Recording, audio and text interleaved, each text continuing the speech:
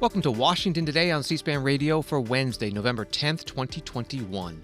Annual inflation rate in the United States hits a 30-year high, according to the Labor Department. President Biden arguing his spending proposals will bring the inflation rate down because it will bring Americans back to work. President visiting the Port of Baltimore, discussing that and the so-called hard infrastructure bill that he will soon sign into law, funding ports, roads, bridges, and broadband. A draft agreement at the United Nations Global Climate Summit calling for countries to do more to more quickly end their use of coal and subsidies for fossil fuels, but not setting a firm timeline, as the U.S. and China sign a separate agreement to increase their cooperation to address climate change. White House saying 900,000 children ages 5 to 11 have gotten at least one COVID-19 vaccine shot in the first week that they've been available to that age group, calling it a strong start. And the president of the European Commission visiting the White House and meeting with President Biden. One of the topics, border tensions between Belarus and Poland, with some worrying it could escalate into a conflict between Russia and NATO. Associated Press, Dateline, Baltimore. They write, with Americans facing the highest annual inflation rate in decades, President Joe Biden is trying to persuade the country his infrastructure economic plans can fix the problem. The president heads to the Port of Baltimore on Wednesday for the start of what is likely to be a national tour to showcase the $1 trillion legislation that cleared Congress last week. The president intends to emphasize how the spending can strengthen global supply chains to help lower prices, reduce shortages, and add union jobs, the White House says. That message became more critical after the government reported Wednesday that consumer prices in October climbed 6.2% from a year ago. That was the reporting early from the Associated Press. Then late afternoon, President making these remarks at the Port of Baltimore. Today's economic report showing unemployment continued to fall, but consumer prices remain too high. Tell us, the American people, in the midst of this economic crisis, the recovery is showing strong results, but not to them. They're still looking out there. Everything from a gallon of gas to a loaf of bread costs more, and it's worrisome, even though wages are going up. We still face challenges, and we have to tackle them. We have to tackle them head on. And on the good side, we're seeing the highest growth rate in decades, the fastest decrease in unemployment at this point ever since 1950. Jobs are up, wages are up, values are up, and savings are up. But we got problems too. Many people remain unsettled about the economy, and we all know why. They see higher prices. They go to the store online, or they go to the store or go online, and they can't find what they always want and when they want it. And we're tracking these issues and trying to figure out how to tackle them head on.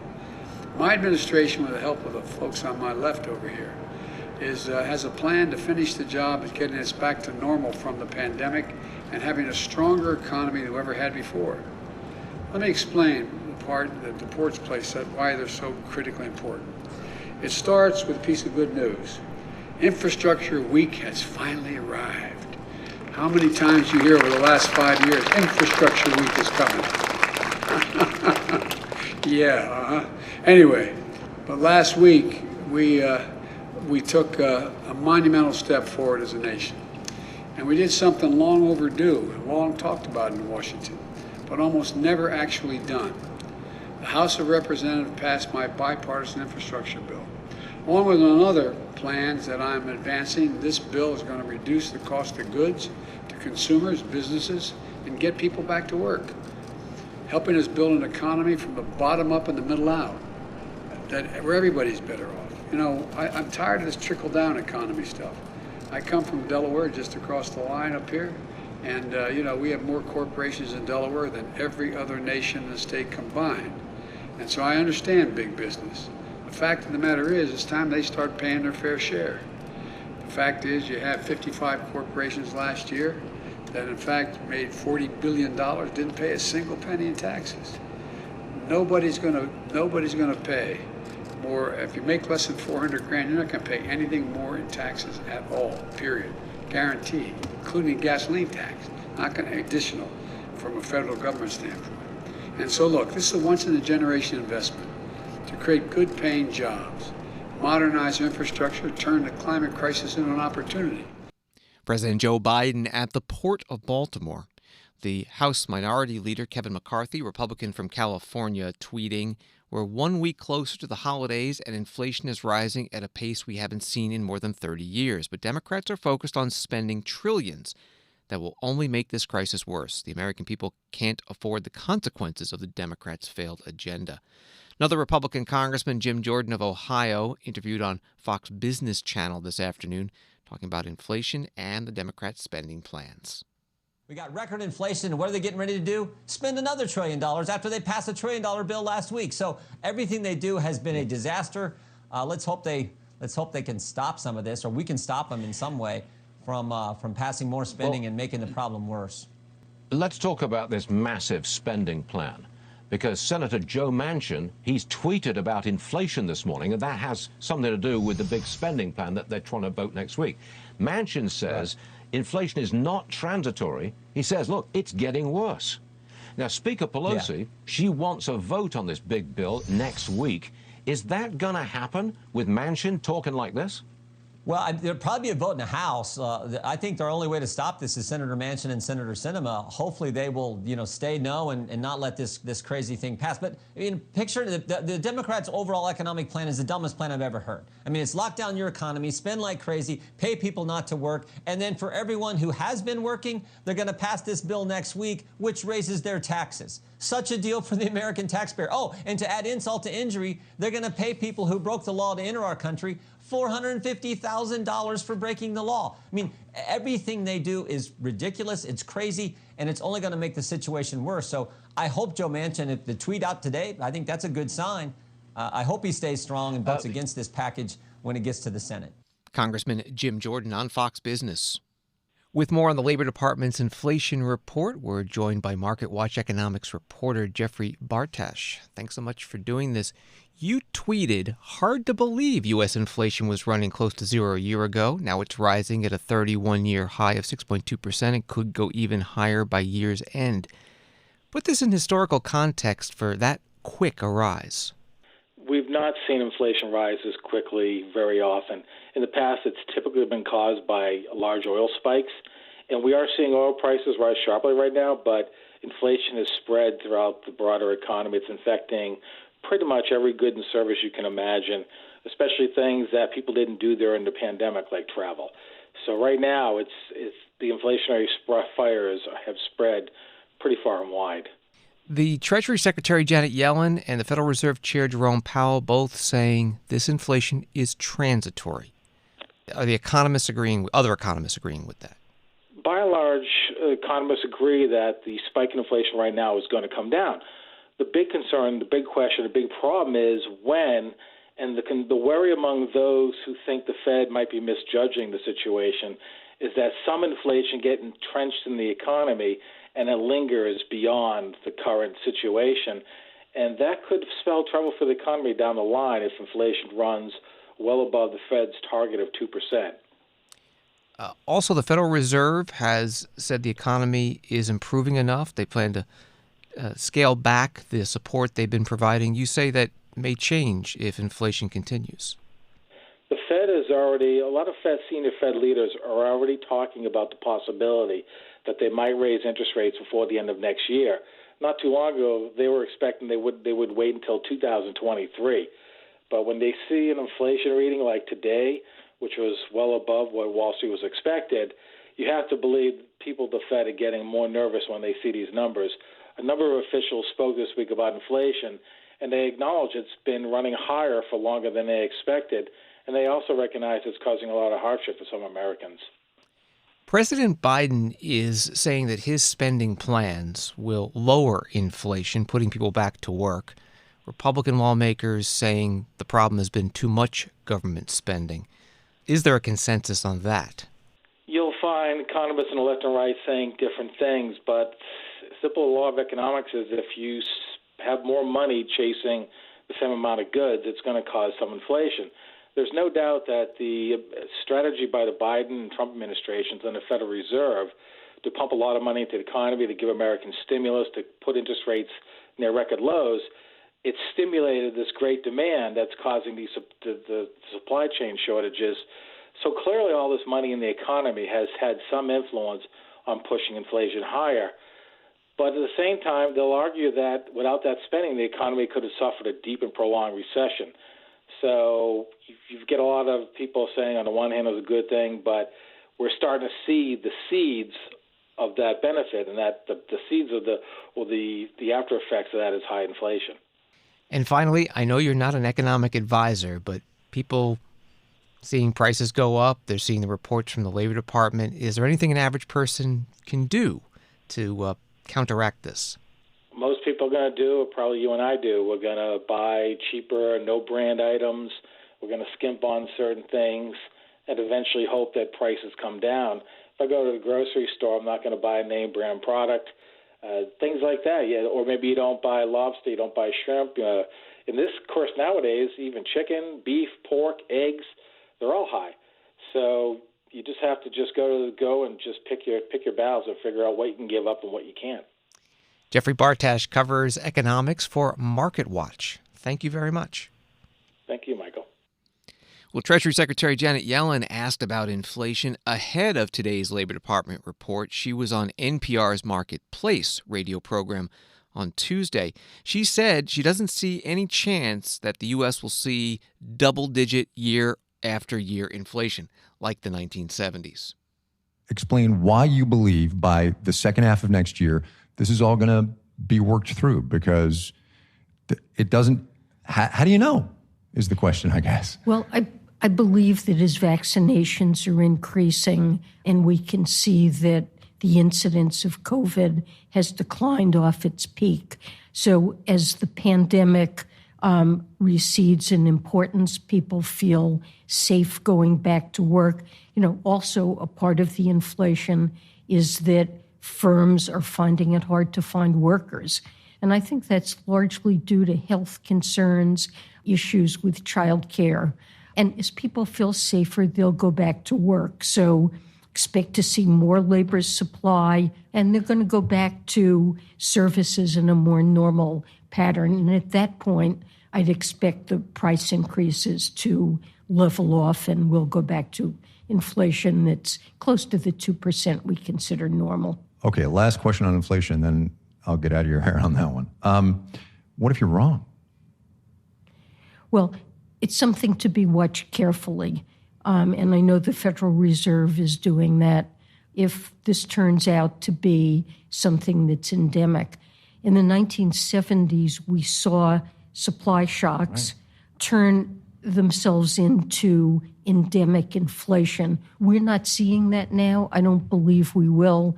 But if that were the case, the Federal Reserve would have a role to play to keep it under control. I just want to be clear on that. Since you brought it up, there's a lot of chatter in inflation circles about, the 1970s, and it was terrible, and we can't go back there. You don't see that happening? No, no, I don't see it happening. Okay. That happened in the 1970s because people thought that policymakers wouldn't bring it to an end. And inflation expectations became embedded in the American psyche. That isn't happening now, and the Federal Reserve wouldn't permit that to happen. That's the Treasury Secretary Janet Yellen on National Public Radio's Marketplace radio show on Tuesday. Wall Street today reacting to the inflation report from the Labor Department. The Dow down 240, NASDAQ down 263, S&P down 38. Labor Department also saying the number of Americans applying for unemployment benefits fell last week to a new coronavirus pandemic low, 267,000. But still, there are more than 4 million fewer jobs in the U.S. than in February 2020, before COVID-19 led to widespread closures of businesses and layoffs. Now to the United Nations Climate Summit in Glasgow, Scotland. The text of a draft agreement has been released. The Wall Street Journal describes it as the summit's cover or headline deal, envisioned to be signed by more than 190 nations and putting on paper what was essentially a plan B for getting governments to cut emissions in line with what scientists say is needed to fulfill the Paris Accord from 2015, which calls for governments to seek to limit global warming to 1.5 degrees Celsius above pre-industrial era temperatures. That was from the Wall Street Journal. Alex Sharma is the president of COP26. COP is the Conference of Parties governing body of an international convention, and he led off a news conference in Glasgow talking about this draft. Of course, text will change and evolve as countries begin to engage on the details, but our shared commitment to accelerate action this decade must be unwavering. And science must be our compass, and this should spur us towards consensus. I also want to be clear, we are not seeking to reopen the Paris Agreement. The Paris Agreement clearly sets out the temperature goal, well below 2 degrees and pursuing efforts to 1.5 degrees. That is why our overarching goal of keeping 1.5 degrees within reach has been our lodestar.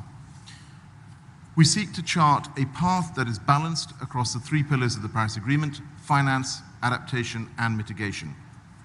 I will continue to champion finance, as I have done throughout my time in this role, and I've asked developed countries to be flexible in their positions. The task of finalizing all texts, including the cover decisions, will be challenging. But we all know what is at risk if we do not reach an ambitious outcome. Climate vulnerable countries on the front line of the climate crisis will continue to bear the brunt before it engulfs us all. The text on adaptation aims to build our shared capacity to act. Climate change is affecting all of us. Needs are growing and we must respond. We've also included a section on loss and damage. This is a first for this process, and I hope that countries will engage constructively.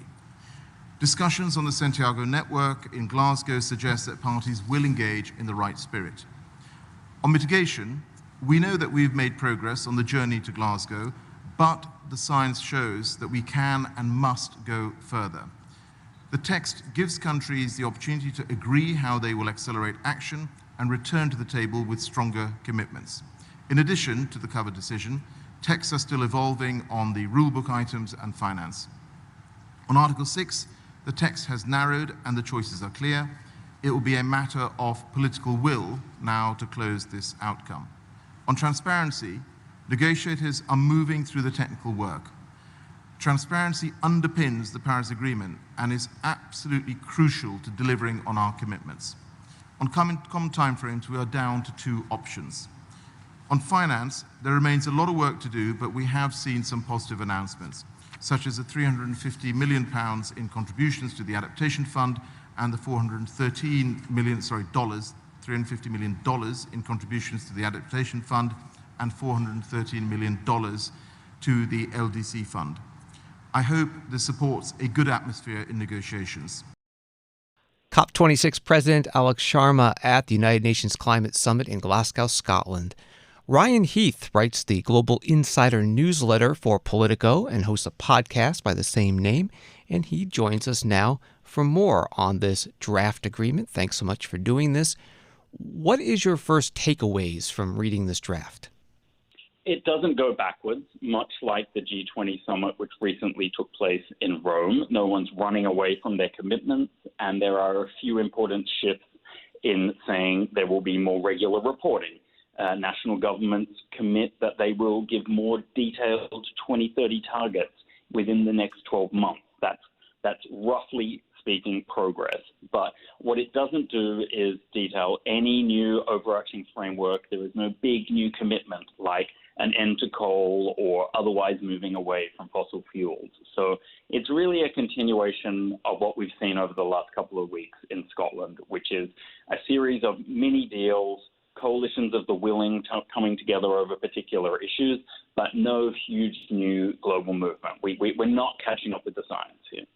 How much of what the U.S. wanted, the Biden administration in particular, made it into this draft?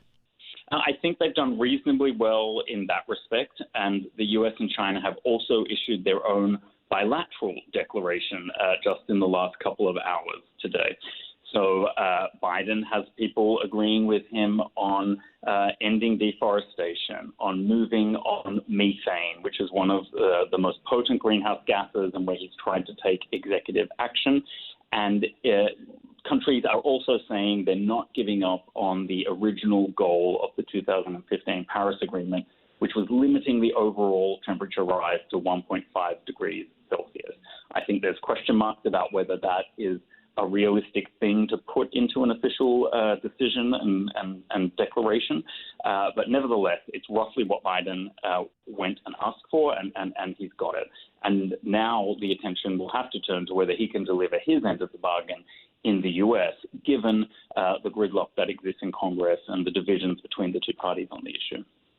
Are there any enforcement mechanisms in these types of agreements in general? This has been going on. This is COP26. It's been going on for a number of decades now. No, in a word. There is peer accountability. There is the prospect of naming and shaming, and we've seen a lot of that over the last couple of weeks. Countries like Saudi Arabia, Australia, Russia, and Brazil, they've come in for particular attention, not just from activists, but from a lot of media outlets as well. We saw Biden and former President Obama really saying that Russia and China are not bringing all they can to the table. So those debates have an effect. We really have elevated the sense of all countries needing to have net zero emission targets in the long term. So there's been progress there. But there is nothing, there's no court that you can go to, there's no one you can sue if your government doesn't get its act together over the next 10 years, for example. And if we don't start to see more of those accountability mechanisms developed, for example, at next year's COP conference, or via other treaties and agreements, perhaps it comes down to taxes and trade deals that countries do with each other. If we don't start to see those things develop, there's a real risk that all of these actions occur too late, and then the extreme weather has gotten out of control.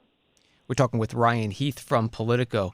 We'd like to get your comments on something that the U.S. climate envoy John Kerry said on Tuesday that's making some news. In an interview at the summit, he said, by 2030 in the United States, we won't have coal, we will not have coal plants. Is that politically feasible and scientifically feasible?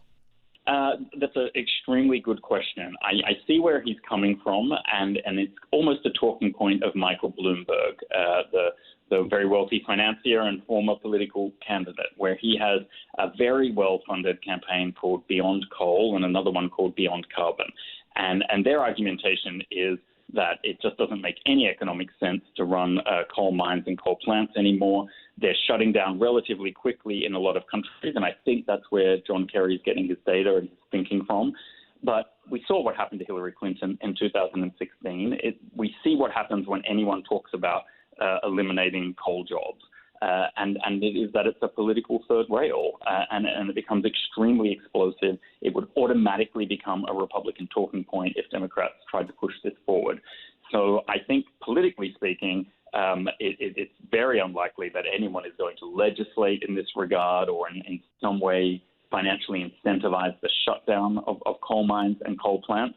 But what is more likely is that you would see incentives for people to move towards other forms of energy. So not the stick approach, but the carrot approach towards solar, wind, hydropower, nuclear perhaps as well.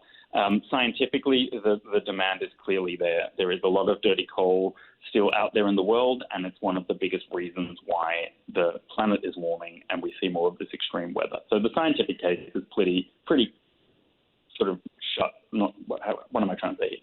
Pretty open and closed. Politically, it's a lot harder.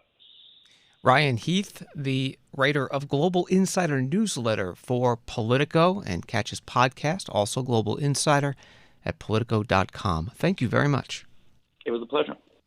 More on the U.S.-China agreement that the reporter mentioned. This from the Associated Press. The world's top two carbon polluters, China and the United States, jointly pledged Wednesday to increase their cooperation on climate action despite their strong disagreements on other matters. In back-to-back news conferences at the UN climate talks in Glasgow, the Chinese climate envoy Xi Jinping and U.S. counterpart John Kerry said the two countries would work together to accelerate the emissions reductions required to meet the temperature goals of the 2015 Paris Agreement on climate change. Here is a portion of John Kerry's news conference. The two largest economies in the world have agreed to work together to raise climate ambition in this decisive decade. My Chinese counterpart, Xi Jinping, whom you just heard from, he and I first talked in February after President Biden was sworn in. And our teams have worked together for months meeting more than 30 times, both virtually and in person. And we have worked in good faith, and we found common ground. And we understand how important it is that we continue that work. So tonight, I am pleased to announce, on behalf of President Biden and Secretary Blinken, that we have agreed to a basic framework for this cooperation going forward. John Kerry, Special Presidential Envoy on Climate, the UN Climate Summit, due to wrap up at the end of the week. Washington Today continues in a minute. The weekly podcast is a unique offering from C-SPAN.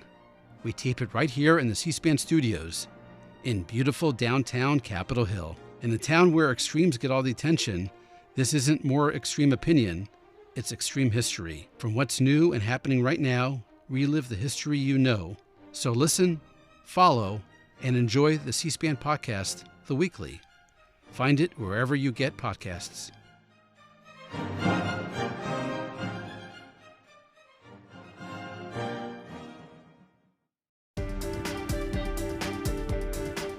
Welcome back to Washington Today, available as a podcast on the free C-SPAN Now mobile app and wherever you get your podcasts. White House COVID-19 response team holding another virtual briefing today. Dr. Rochelle Walensky, director of the Centers for Disease Control and Prevention, says the U.S. is averaging per day over the past week 73,000 new cases of COVID-19, 5,000 hospitalizations related to the virus, and 1,000 deaths. Those numbers marking an end of weeks of declines in the U.S. Last week, also the first time that young children were able to get vaccinated after the CDC's approval of a lower dose Pfizer vaccine for 5 to 11-year-olds. And the White House response team coordinator, Jeff Zients, talking about that. On vaccinations, our program for kids ages 5 through 11 is hitting full strength this week, with 20,000 trusted and convenient locations coming online. This includes pediatricians and family doctors' offices, pharmacies, children's hospitals, community health centers, rural health clinics, and school-based clinics. While our program is just fully up and running this week, by the end of the day today, we estimate that over 900,000 kids ages 5 through 11 will have already gotten their first shot. And through pharmacies alone, 700,000 additional appointments are already on the calendar at local pharmacies. Parents and families across the country are breathing giant sighs of relief, and we are just getting started. We will continue to work with governors, local leaders, healthcare providers, and others to build on this progress. Jeff Zients at the White House COVID-19 briefing. Another issue today, booster shots. After this week's announcement from Pfizer and partner company BioNTech that they are seeking authorization to have a booster available to anyone in the U.S. age 18 and older.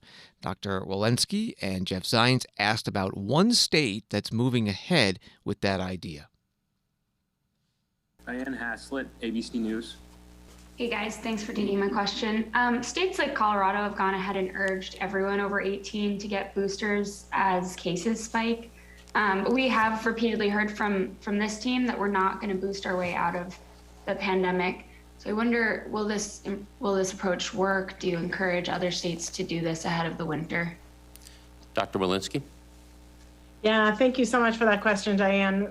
First and foremost, we want to get everybody who's eligible to be vaccinated, who has not yet been vaccinated, to get vaccinated. That, I think, is the most important in terms of preventing hospitalizations and death and infection in and of itself. For those who are eligible for a boost now, we would absolutely encourage that they get boosted, those over the age of 65, certainly those with comorbid conditions, and then people who work and live in high-risk settings.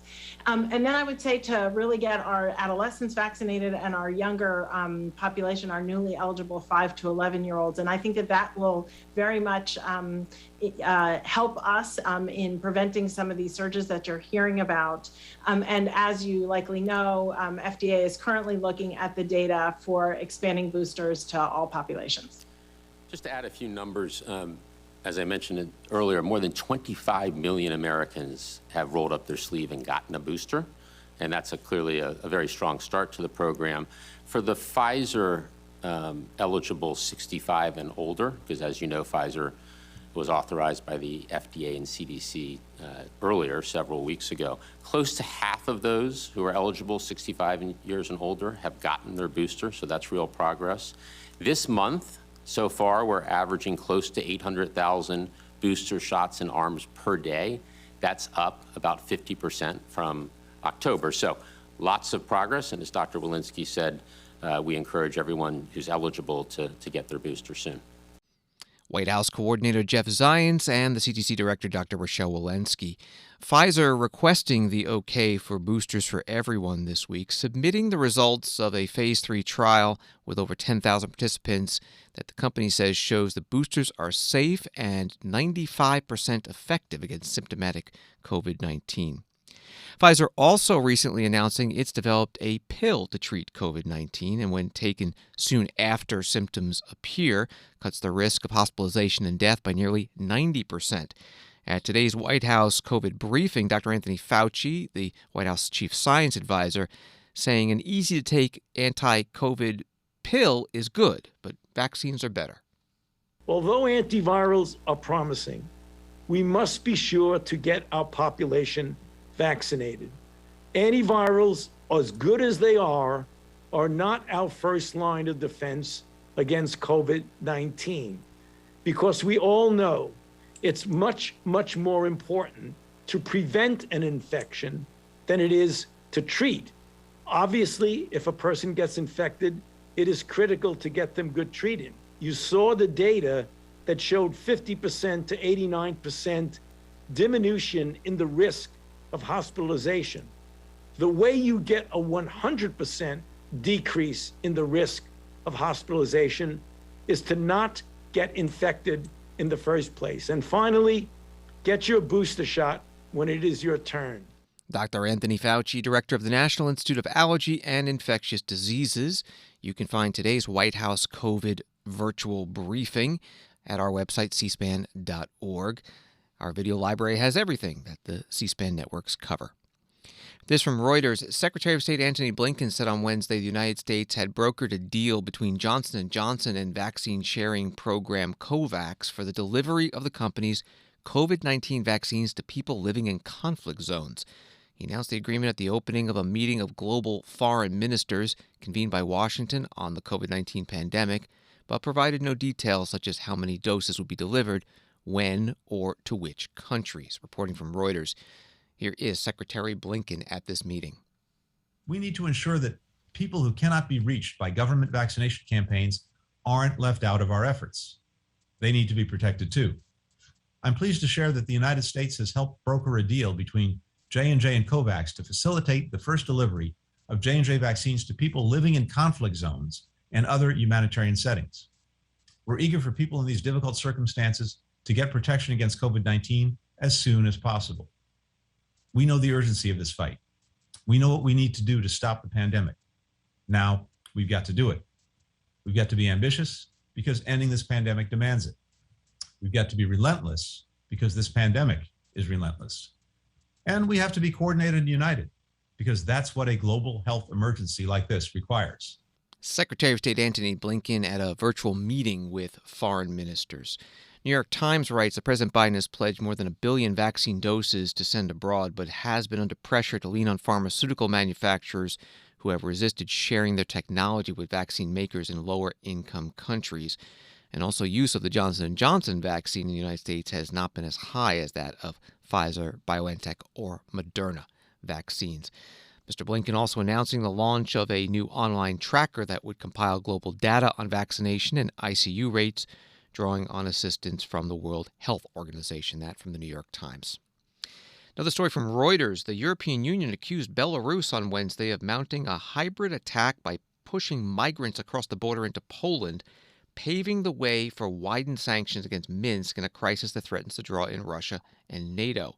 Migrants from the Middle East, Afghanistan, and Africa trapped in Belarus made multiple attempts to force their way into Poland overnight, Warsaw said, announcing that it had reinforced the border. with extra guards. The president of the European Commission, Ursula von der Leyen, met today in Washington at the White House with President Biden and then came out to the driveway and spoke to reporters about this. Madam President, Marcin Wrona, TV and Discovery from Poland, and I would like to ask you about the situation on the eastern border. So what is the President's assessment of this situation? What is your current assessment of this situation? Did the President offer any help or cooperation with dealing with this crisis? Yeah, we absolutely share the assessment that this is a hybrid attack of an authoritarian regime to try to destabilize democratic neighbors, and this will not succeed. We will protect our democracies. We agreed that we coordinate our outreach to the countries of origin so that they take care of their citizens not to fall into the trap of the Lukashenko regime.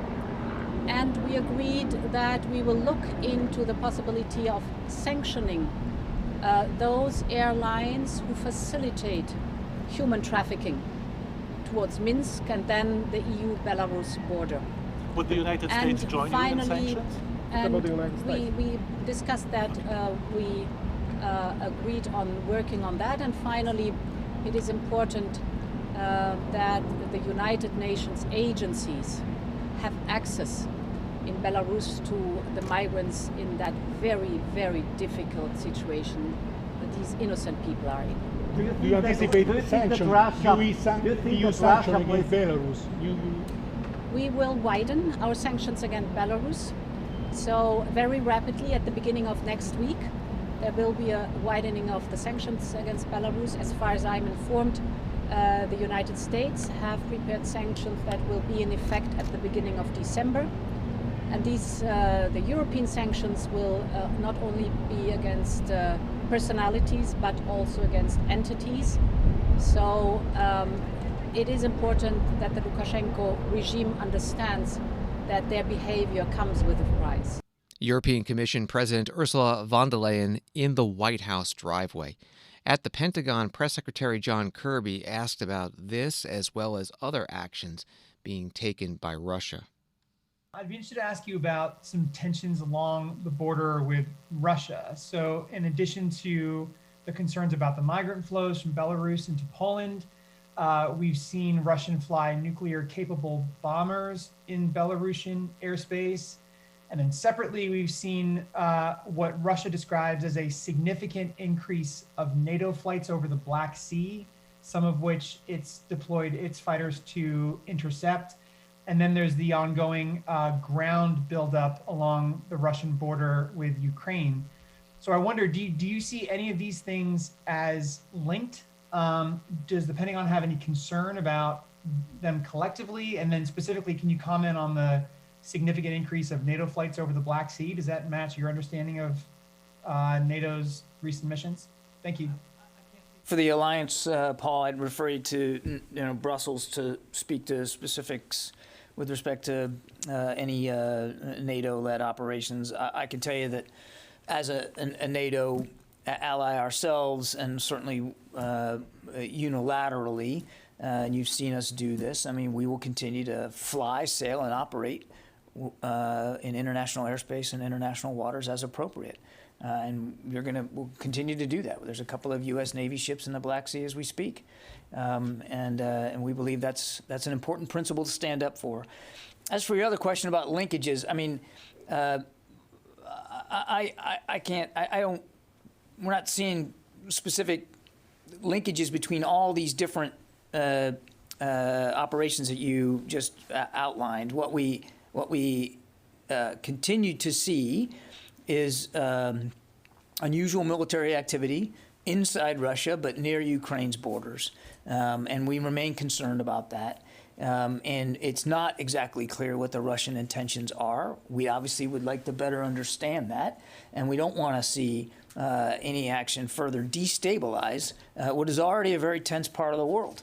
And we urge Russia to be clear about their intentions and to abide by their Minsk agreements. And as you heard Secretary Austin say many times when we were in Europe just a couple of weeks ago, our support for the territorial integrity and sovereignty of Ukraine is unwavering. The Pentagon Press Secretary John Kirby. When it comes to that situation between Belarus and Poland along the border, more from the Reuters article. The Belarusian President Alexander Lukashenko and Russian President Vladimir Putin have pinned the blame on the European Union. The Kremlin accuses Europe of failing to live up to its own humanitarian ideals and trying to strangle Belarus with plans to close part of the frontier. Tomorrow is Veterans Day in the United States. Today, First Lady Jill Biden celebrated military caregivers, the family members, especially young children who live with and help disabled veterans. Jill Biden joined by the Defense Secretary Lloyd Austin, the Veterans Affairs Secretary Dennis McDonough, and former Senator Elizabeth Dole, Republican from North Carolina, whose foundation supports the group Hidden Helpers. Here's Senator Dole. In 2014, I stood here with Dr. Biden and then First Lady Michelle Obama to come together around the crisis facing our military caregivers. We came with a message to awaken the nation. If America did not start supporting our military caregivers, we risk losing the most valuable person in the life of every wounded warrior. We risk losing them to fatigue, illness, to frustrations with red tape and bureaucracy, to debt, to burnout, to overwhelming stress. With a firm belief that America would respond to the call, our foundation set out to systematically change the way our nation supports military caregivers, and we have done just that. Through the largest expansion of military caregiver benefits in history, countless new support programs and direct services, through a growing network of 175 Hidden Heroes cities and counties, an emergency respite care fund, and a critical financial support program, and through a nationwide training program to teach VA professionals how to incorporate caregivers into veterans' healthcare teams from day one. There is much more work to do. Yet in the 10 years since our founding, we've transformed the military caregiver experience in America. And today, we are committing ourselves to making that same transformative change for their children. Thanks to our foundation's Hidden Helpers Coalition, which we are grateful to be co-chairing with Mike Lennington and the incredible team at Wounded Warrior Project, we came here this afternoon with commitments in hand, ready to make a substantial difference in the lives of America's 2.3 million military caregiver kids. Former U.S. Senator Elizabeth Dole at the White House. CNN reports that many of these kids, the 2.3 million in this report, experience major disruption in their everyday lives and other negative outcomes. A copy of the study obtained by CNN outlined the ways in which children in military caregiving homes can take on additional responsibilities. Children in military caregiving homes, the report said, can get lost in their family's response to the needs of the care recipient. More from today's White House program and First Lady Jill Biden. These 6 kids in our front row represent more than 2 million hidden helpers across the country who were growing up in the shadow of 20 years of war. Some are old enough to be going to college or pursuing careers, and some are young enough that you still don't understand what makes your family unique. But all of you are serving and sacrificing in your own way. And it's time that we, as a nation, recognize you and commit to giving you the support that you all deserve. Because from a young age, hidden helpers learn the costs of war close up. You see how difficult the road to recovery can be. You know the reality of changing bandages or long stays in hospital rooms. You get tired of having to be brave. And there's no way to, keep you from feeling sad sometimes. So no, we can't shield our caregiver kids from the reality of war or its aftermath. But we can recognize the costs, that they last long after our troops come home, and that injuries can be felt throughout generations. We can celebrate caregivers, kids' strength and resilience. We can and we must give our military and veteran caregiving families everything they need to care for their wounded warrior with compassion, dignity, and love. First Lady Jill Biden at the White House. Thursday is Veterans Day, and President Joe Biden will be speaking at the Memorial Amphitheater at Arlington National Cemetery after laying a wreath at the Tomb of the Unknown Soldier. We'll have coverage on the C-SPAN networks beginning about 11 a.m. Eastern. And thanks for listening to Washington Today. For additional daily dose of major Washington stories, subscribe to C-SPAN's evening newsletter, word for word, at c-span.org/connect. Have a good night.